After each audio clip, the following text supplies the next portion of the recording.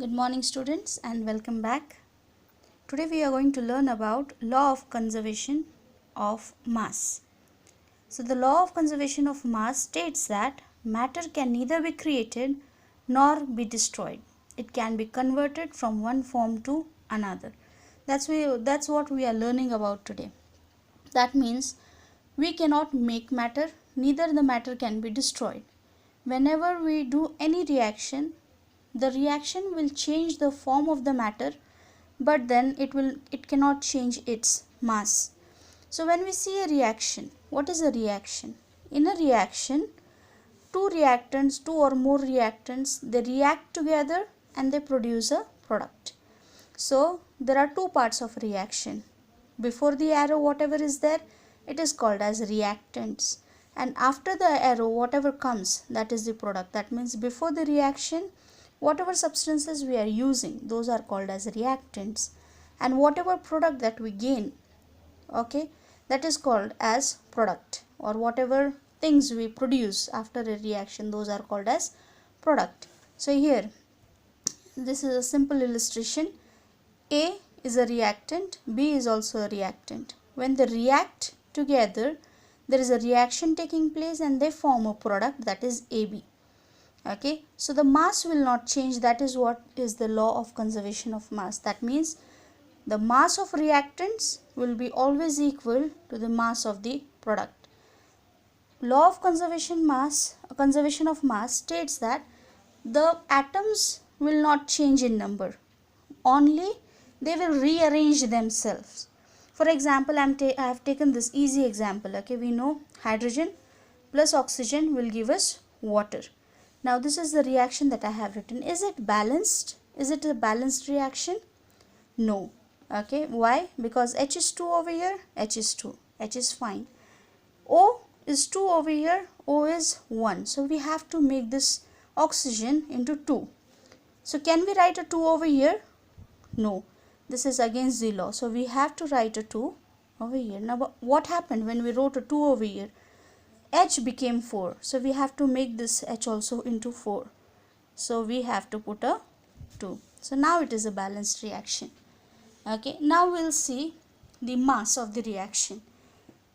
So here it is 2 into H into 2, right, plus O into 2 will give me 2 into H into 2 and plus O.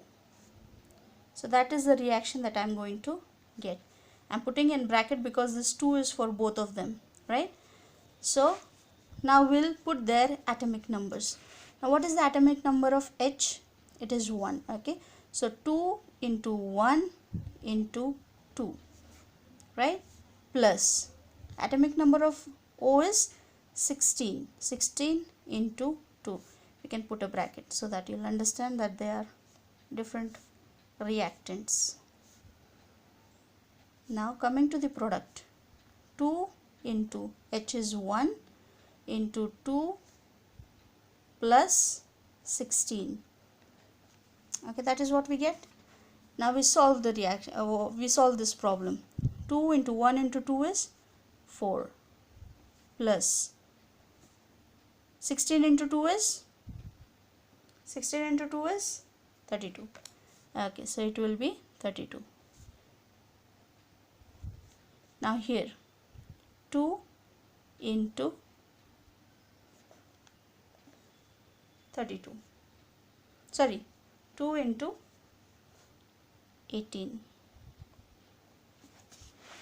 So here it will be 36, will give me 36.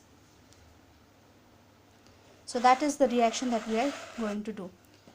And there are some more examples that you will continue and you'll do it, okay, in your textbook.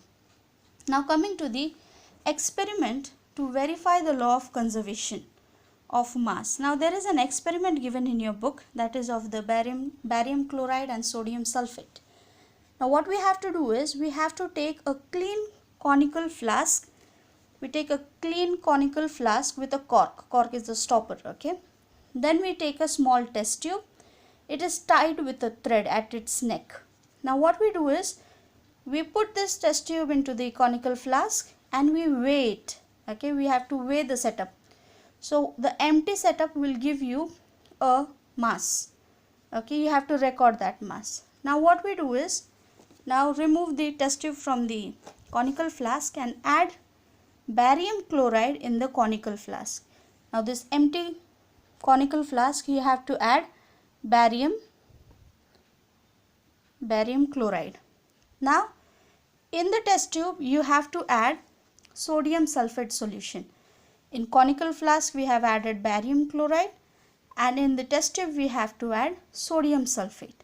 Now what you do is, you suspend the test tube into the conical flask in such a way that the mouth of the test tube is not submerging, or it is not inside the barium chloride. So now again you take this setup, carefully you weigh it again, and you will get a mass again. Now what you do is, minus the mass of empty setup from the this setup, okay. So you get a mass of the reaction. Now what we do, after taking the mass of the reaction, you loosen the thread. You allow the test tube to submerge into the solution. What will happen is, there is a reaction will take place. The barium chloride plus sodium sulfate, they will react together and they form barium sulfate plus sodium chloride. Now here we see barium chloride is a solution, sodium sulfate is a solution, but the product that are formed, that is barium sulfate, it is a precipitate, and the sodium chloride is a solution. Now you know precipitate is a powder like substance, okay, that will settle down in the solution.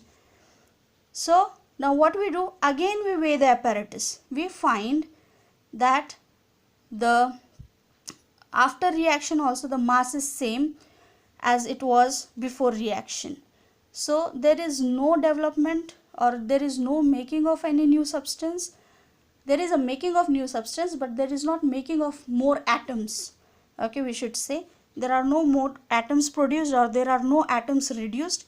The mass is going to be same of the reaction. So this is for today, and we'll continue with the examples in the next class. Thank you.